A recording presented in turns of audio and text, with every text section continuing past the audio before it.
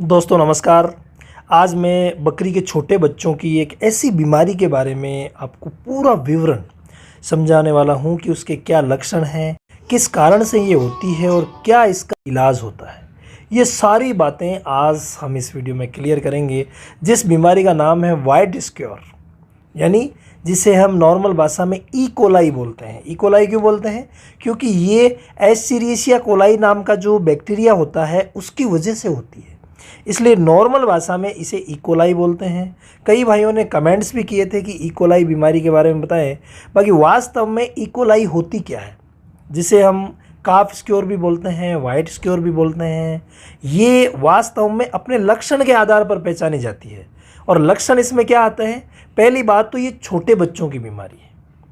अक्सर जो 7 दिन से छोटे छोटे बच्चे हैं उनमें ये ज़्यादा होती है। लास्ट 1 महीने तक के बच्चों में ये देखी जाती है और मुख्य पहचान इसकी होती है बदबूदार सफ़ेद दस्त, जो कई बार हल्का पीला रंग लिए हुए होते हैं।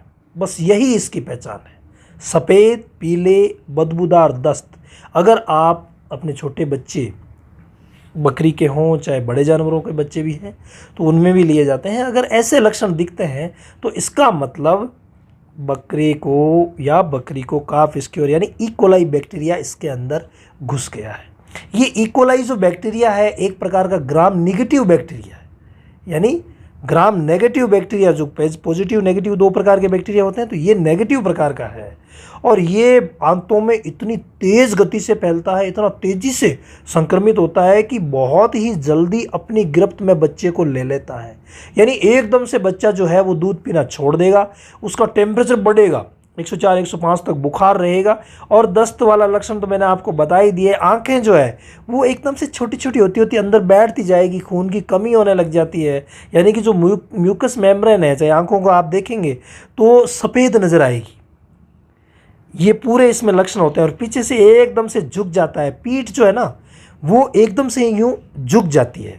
और लास्ट में अगर देखा जाए तो जीर्ण शीर्ण अवस्था में जो बकरा बकरी है वो नीचे गिर जाते हैं, फिर उठ नहीं पाते और पैर पटकते रहते हैं और डिहाइड्रेशन की वजह से अंत में फिर मौत हो जाती है। ये पूरे लक्षण जो है वो इस ई कोलाई बैक्टीरिया के घुसने के बाद होता है।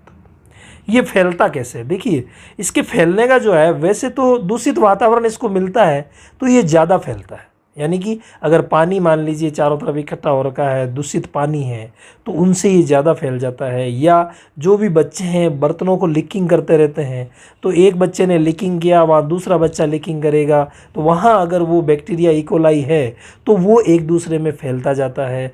जहाँ पर उस बच्चे ने वाइट दस्त की है और वहीं पे मान लीजिए स्वस्थ बच्चा लीकिंग कर जाता है तो वो उसको फैल जाती है। इसके अलावा माँ का दूध जब पीते हैं बच्चे, जैसे 2 बच्चे हैं, एक में हल्का सा ई कोलाई का इन्फेक्शन हुआ है, दूसरे में नहीं है। जिसको इन्फेक्शन हुआ है वो सुस्त रहेगा, हम उसको दूध पिलाने की कोशिश करेंगे, यानी माँ के नज़दीक ले जाएंगे। तो जब हम उसे माँ के नज़दीक ले जाएंगे, दूध पिलाने की कोशिश करेंगे, तो फिर वो मुँह में लेगा थन को, और वहाँ पे उस टीट को उसने मुंह में लिया और उसी को अगर स्वस्थ बकरा बकरी मुंह में लेते हैं तो फिर इन्फेक्शन जो है वो उसमें फैल जाता है। बाकी बड़े जानवरों में इसका ज़्यादा प्रॉब्लम होता नहीं है, छोटे बच्चों में ही ये ज़्यादा समस्या होती है। आगे मैं इलाज की जानकारी दूं उससे पहले आपको बचाव के तरीके बता देता हूं। देखिए, पहला तरीका बचाव का है वो है कि बच्चों को खीस पिलाएं।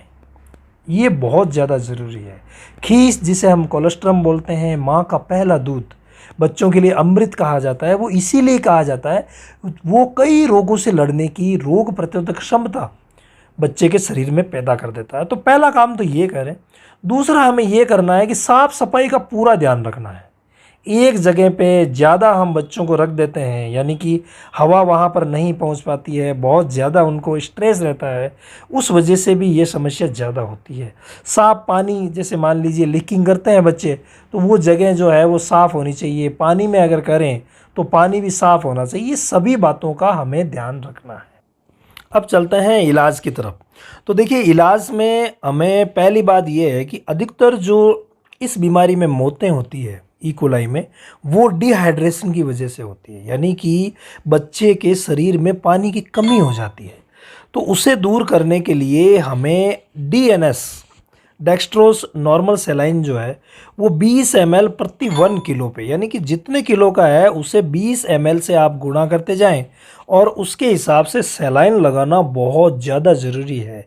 अधिकतर क्या करते हैं प्रैक्टिशनर भाई कि सेलाइन को छोड़ देते हैं और इंजेक्शन से काम चलाते हैं और वहीं पे कैजुअलिटी होती है।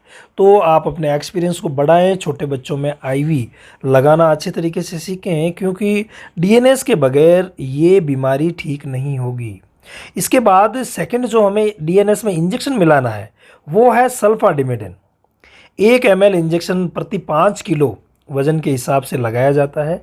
तो जितना वज़न बकरे का बकरी का है उस हिसाब से हम डिसाइड कर सकते हैं। इसके अलावा यहाँ पर कोर्टिकोस्टेरॉइड भी लगाना ज़रूरी है, क्योंकि एक बैक्टीरियल बीमारी है और ग्राम नेगेटिव में ये बहुत ही अच्छा काम करेगा। डेक्सामेथासोन यानी कि डेक्सोना 0.5 ml 10 किलो वज़न पे हम लगा सकते हैं। इसके बाद ये तो हो गया आईवी का मैटर, यानी मिला करके लगा दें। यहाँ पर अगर मेट्रोनिडाजोल भी चढ़ाएं तो 20-30 ml चढ़ा सकते हैं, लेकिन फ़िलहाल इस बीमारी में इतनी ज़रूरत नहीं है। इसके बाद देखिए, अगर अलग बीमारी का हमें डाउट होता है तो साथ में लगाते हैं। इसके बाद इंट्रामस्कुलर इंजेक्शन में मेलोनेक्स प्लस जो कि 1 ml 10 किलो पे लगाया जाता है, बहुत ही शानदार रिजल्ट रहेगा। इसके अलावा काफ स्क्योर में यानी जो वाइट स्क्योर है उसमें इंजेक्शन एडवेट एच यानी विटामिन ए वाला इंजेक्शन बहुत ही अच्छा काम करता है। 0.5 ml 10 किलो बॉडी वेट अगर है तो आधा ml लगाया जाता है। ये बहुत ज़्यादा ज़रूरी है, क्योंकि विटामिन ए की कमी की वजह से भी ये होता है। और विटामिन ए की अगर मान लीजिए मात्रा हम देते हैं तो बैक्टीरिया की जो ग्रोथ है उसे रोकने में बहुत अच्छी मदद मिलती है, क्योंकि इसमें विटामिन ई भी है, D3 भी है। इसके बाद चलते हैं बोलस की तरफ, यानी गोली हमें कौन सी देनी है। तो देखिए, सल्फा की गोली नॉर्मली सभी जगह मिलती है। तो सल्फा 500 mg की जो गोली है वो 10 किलो पे देनी है, यानी 5 ग्राम की बोलस आती है, लगभग उसका 10वां हिस्सा हमें अपने छोटे बच्चे को देना है। और उसके साथ अगर रिजल्ट बढ़ाना है तो रिजल्ट बढ़ाने के लिए हम यहाँ पर यूज़ करते हैं ऑफ्लॉक्सासिन ओंडाजोल। अधिकतर पशु चिकित्सक भाई दोनों को साथ नहीं दिलवाते हैं, जबकि अगर दोनों को साथ दिया जाए तो बहुत ही शानदार रिजल्ट रहता है। सल्फाडिमिडिन 500 mg पर 10 किलो बॉडी वेट पे ले लें, और ऑफ्लॉक्सिन ओंडाजोल की जो टेबलेट आती है, छोटी टेबलेट जो उमन वाली आती है, उसमें शायद 300-450 mg के आसपास ये कंटेंट होता है ऑफ्लॉक्सासिन और ओंडाजोल का। तो वो टेबलेट हम आधी दे सकते हैं 10 किलो पे, बहुत ही शानदार काम करेगी। इस हिसाब से अगर काफ स्क्योर का यानी कि जो वाइट स्क्योर है ई कोलाई, इसका ट्रीटमेंट किया जाए तो बहुत ही शानदार रिजल्ट मिलेगा। लेकिन समय पे इलाज बहुत ज़्यादा ज़रूरी है। इसमें जो ही लेट हुए तो बच्चे ज़्यादा सहन नहीं कर पाते हैं और जल्द से जल्द बच्चों की मौत हो जाती है। यहाँ पर बहुत जल्दी इलाज ज़रूरी है।